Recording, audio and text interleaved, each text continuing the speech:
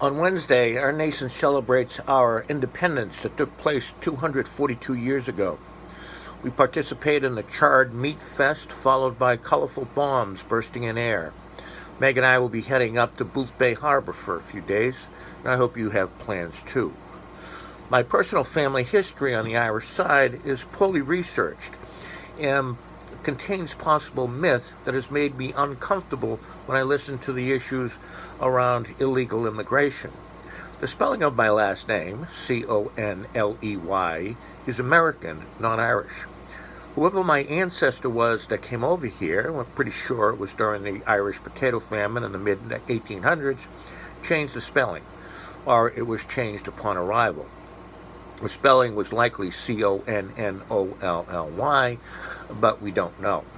There's a story I view it as a family myth told to me by an uncle that had my ancestor jumping ship in Boston Harbor in order to avoid being processed by immigration. The name change indicates that the myth could be true. This would make me a descendant of an illegal immigrant. This makes me more tolerant than many on the illegal immigration issue. Long before my Irish ancestors arrived here, others came carrying the Bible with them.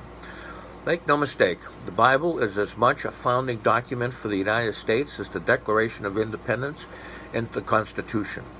Let me be clear here. I'm not suggesting that the United States is or should be a Christian nation. It is not, and I believe it should stay that way. In this country, we are free to worship as we please.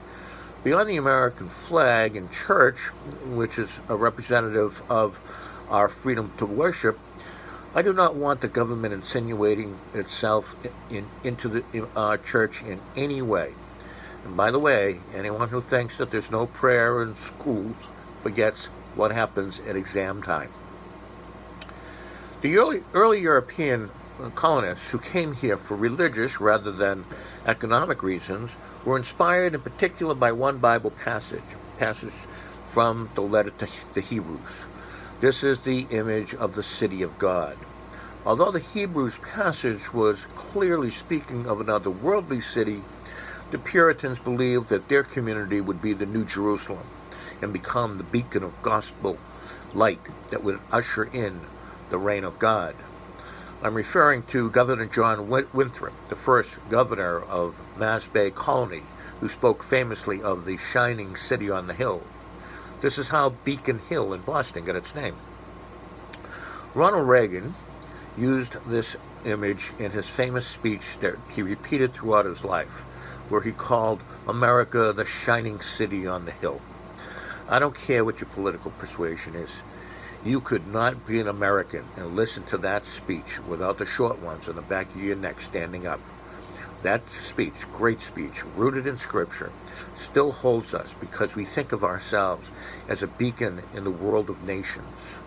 Throughout our history, we have been a beacon of freedom, liberty, and opportunity. We are the land of the brave and the home of the free.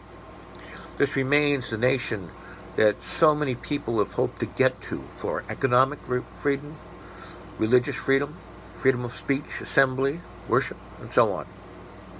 It is our fervent prayer on this day, the day celebrating our nation's birth, that America will always remain just that. When the Founding Fathers did their work, they set a marvelous example of freedom, but it was freedom within the limits of their time. We know that by the standards of our time, the Constitution was greatly flawed. Freedom and opportunity were denied to people of color and women. One of the great strengths of our nation is that freedom and opportunity have opened for more and more of its citizens. The beacon of freedom has gotten brighter, thank God, from our city on the hill. The dream of a better future has always been part of and parcel of the American ideal. We are moving forward, getting better. John L. O'Sullivan coined the phrase manifest destiny to capture spirit of America moving forward. As Americans, we are called to proclaim a world better than the one we know, and to work hard not only to make it real, but also to inspire our children with its promise and with the zeal to fulfill it. Wednesday, we wave our flag of freedom, liberty, and independence proudly. Freedom is what we are all about. But I believe that we celebrate freedom vociferously and forget too quickly that which is essential if freedom is going to work and survive. We forget too quickly that with freedom comes responsibility. Now, I apologize if what I am about to say is difficult for you to hear. I am frankly worried about our country and about our future. It appears to me that the freedom most exercised in our country these days is the freedom to hate. Hate is an ugly word, but I believe it is apt. Our public debates have dissolved into shouting matches in which nothing is heard and nothing is learned. We don't call each other wrong anymore. We call each other bad and evil. Our view of Americans that disagree with us or are different from us has been reduced to mistrust, disdain, contempt, and suspicion. Democrats are convinced that Republicans are ruining the country. Republicans are convinced that it's too late for that because the Democrats already ruined the country before the Republicans get in, and the Republicans are repairing the damage. Some people don't want to pay taxes because they don't want their hard-earned money to go to poor people who they suspect are lazy. Some people don't like paying taxes because they fear their taxes will fund American military adventurism. Media outlets are considered evil unless it's a media outlet of one's own choice. Conservatives see themselves as the true Americans, standing up for the American flag, lower taxes, and small government. Liberals see themselves as the true Americans, standing up for tolerance and diversity. We've made politics, which is by nature messy, a battleground for recriminations instead of an institutional opportunity to work together. We have isolated ourselves from our countrymen by focusing on what divides us instead of what unites us. Racism and bigotry are still rampant in this country. Somehow it has become more overt lately. We have become a nation of suspicious people. Everyone is under suspicion. Business, labor, elected officials, the military, government at all levels, the courts, the police, the schools, the churches, the clergy, the doctors, the scientists, ecologists, the bankers, rich people, poor people, gun lovers, people who hate guns, pro-lifers, pro-choicers, Muslims, Jews, Christians, atheists, and pretty much any group you want to name. We are mistrustful of anyone who is not us. Can all those people be so bad?